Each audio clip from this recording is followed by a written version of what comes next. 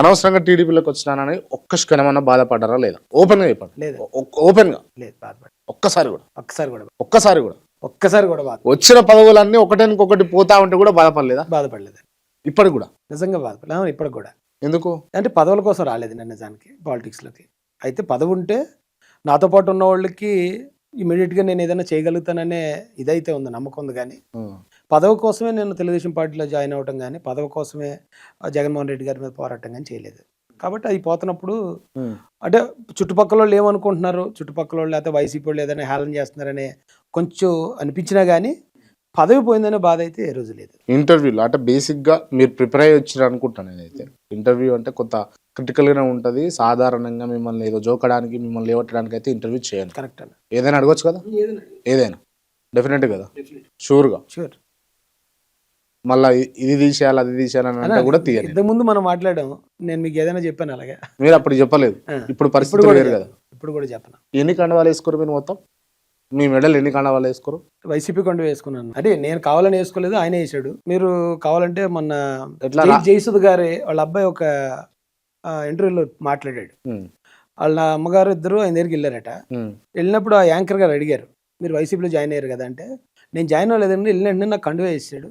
ఏమో అక్కడ వెళ్ళిన వాళ్ళందరికీ వేసేస్తాడు అనుకుంటా అన్నాడు ఆయన. అలాగే నాకు ఆ వీడియో ఆయన మాట్లాడినప్పుడు చూసినప్పుడు నన్ను నేను చూసుకున్నట్టు అనిపించింది. ఎందుకంటే ఆ రోజు నేను జగన్ గారితో మాట్లాడదాం రండి అని పిలిచారు నన్ను. మాట్లాడదామని వెళ్తే ఆయన ఇలాగ టేబుల్ మీద ఉన్న కండు తీసి అని వేసాడు. నేను ఆయనతో మాట్లాడాలని, మా సమస్యల కోసం మాట్లాడాలని వెళ్ళాను. ఆయన ఒప్పుకుంటే ఆ పార్టీలో జాయిన్ అవుదామని వెళ్ళాను. నేను అందుకే వెళ్ళాను. ఉంది అప్పటికి సాఫ్టే పోయి జాయిన్ అయిదామన్న దాంట్లో ఉన్నారు, కన్సర్న్ లో ఉన్నారు మీరు. సో ప్రాబ్లం లేదు, కండువా కప్పినా ప్రాబ్లం లేదు. కానీ ఒకవేళ పార్టీలో జాయిన్ అవ్వాలనుకోండి, ఇప్పుడు నేను మొన్న టీడీపీలో జాయిన్ అయ్యాను. దాదాపు ఒక 5,000-6,000 మంది కార్యకర్తలతో వెళ్ళి జాయిన్ అయ్యాను. అప్పుడు ఒకవేళ వైసీపీలో జాయిన్ అవ్వాలన్నా అంతే మంది వెళ్ళి జాయిన్ అవుతాను. గ్రాండ్గా జాయిన్ అవుతుంది. ఏ లీడర్ అన్నా సరే తనకున్న బలాన్ని మొత్తం చూపించి గ్రాండ్గా జాయిన్ అవ్వాలనుకుంటాడు పార్టీలో. అంతేగాని ఒక్కడే వెళ్ళి కండు వేయించుకుని వచ్చేయాలని అనుకోడండి. అక్కడ నేను వెళ్ళినప్పుడు అదే జరిగింది, యాక్సిడెంట్గానే కండు. ఎన్ని రోజులు ఉన్నారు మీరు వైసీపీలో? వైసీపీలో ఒక 8 to 9 months ఉన్నాను. అంటే ఎలక్షన్ ముందు 3 months, ఎలక్షన్ అయిన తర్వాత 8 months, 11 months ఉన్నాను. 11 months ఉన్నారు. 11 months లా ఫోర్సబుల్ గా మీ మెడల కండవ పడ్డది అని అనుకుందాం ఒక నిమిషం.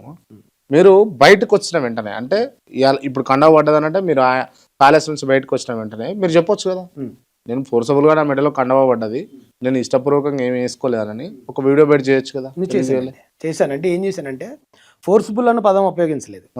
నేను పార్టీలో జాయిన్ అవుదాం అని రాలేదు, కానీ జగన్ గారు తీసి కండువా వేశారు. ఆయన వేసినప్పుడు వద్దని అనాలని అనిపించలేదు. కానీ మీరు ఒకసారి ఎప్పుడన్నా వీలైతే ఆ వీడియో చూడండి.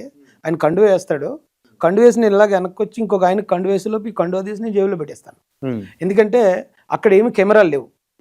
నేను ఇలాగొచ్చి ఇంత సీక్రెట్గా జాయిన్ అవ్వాల్సిన అవసరం లేదు. అలా జాయిన్ అయితే నన్ను నమ్మిన నా తమ్ముళ్ళు కొంతమంది, నా క్యాడర్ ఉంది, వాళ్ళు ఏమనుకుంటారు, మాకు కూడా చెప్పండి నన్ను జాయిన్ అయిపోవాల్సిన అవసరం ఏంటి, అయితే అక్కడ ఏదన్నా మాట్లాడుకున్నారేమో, బేరాలు ఏమన్నా కుదిరి అలా జాయిన్ అయిపోయామో అనుకుంటారు. అనుకుని నేను దానికి ఇబ్బంది పడి ఆ రోజు బ్రదర్ అనిల్ గారితో కూడా చెప్పాను, అన్న ఏంటి మీరు మాట్లాడదామని పిలిచారు, అది ఓకే అంటే నేనే జాయిన్ అవుతాను గ్రాండ్గా, మీరు ఇలా కండువా వేశారు, దయచేసి ఇది బయటకు వెళ్ళకుండా చూడండి, ఇది కానీ బయటకు వెళ్తే నన్ను అపార్థం చేసుకుంటారు, నా క్యాడర్ అపార్థం చేసుకుంటారు అని ఆయన రిక్వెస్ట్ చేశాను.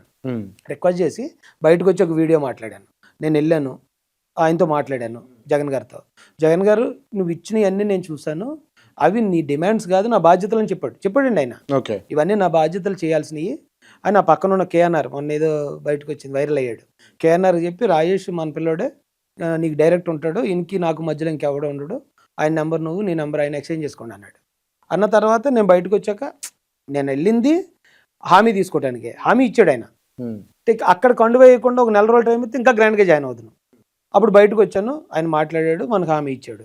కానీ కండువా అనేది మాత్రం యాక్సిడెంటల్గానే పడింది. ఓకే నో ప్రాబ్లం, మనం పార్టీ కోసం పనిచేద్దాం అనుకుని పనిచేశాను. నేను ఈ మాట అంటున్నందుకు మీరు ఏం ఫీల్ అవ్వను. రాజేష్ మహాసేన తిన్నింటి వాసాలు లెక్క పెడతలా? లెక్క పెట్టండి. మరి ఎందుకు వైసీపీని ఎందుకు అంత హేళన చేస్తూ, అంత చీప్గా మాట్లాడుతూ, జగన్ను మాట్లాడుతూ ఎందుకు మీరు అట్లా చేస్తారు? ఫస్ట్ పాయింట్ ఏంటంటే వైసీపీ దగ్గర నేనేం తినలేదండి, తిన్నింటి వాసాలు అన్న మాట చెప్తున్నాను. మీలాంటి వాళ్ళకు అంటే మీలాంటి వాళ్ళకు మిమ్మల్ని ఒక స్థాయిలో పిలిచి అంటే ఒక కండువా వేయడం అనేది సరే ఫోర్సబులా లేకపోతే మీకు ఇష్టం ఉందా లేదా ఆ టైంలో వేయడం అనేది జగన్ చేతుల మీద అనేది ఒక గొప్ప విషయం గొప్ప విషయం అండి అప్పుడు యాక్సెప్ట్ ఆ చేస్తారు. సమయానికి అది. సో, మరి అట్లాంటప్పుడు మీరు మళ్ళీ ఇప్పుడు బయటకు వచ్చి మీ అవసరాల రీత్యా ఇలా జగన్మోహన్ రెడ్డిని ఇష్టం వచ్చినట్టు అనడం ఉమ్. అంతే కదా దాన్ని. అది నా అవసరాల రీత్యా కాదండి. నిజానికి నా అవసరాలు ఆలోచించుకుని ఉంటే నేను జగన్ ఒక్క మాట కూడా అనాల్సిన అవసరం లేదు. ఎందుకంటే ఆయనకి జగన్ ఆ, జగన్ జగన్ జగన్ గారు ఓకే జగన్ అంటే మీరు జగన్ అని ఫ్లోలో వచ్చింది. జగన్ గారిని ఒక్క మాట కూడా నేను అనాల్సిన అవసరం లేదు. ఎందుకంటే ఆయన నాకు పర్సనల్గా నన్ను అటాక్ చేసిందో నాకు నష్టం చేసిందో ఏమీ లేదు.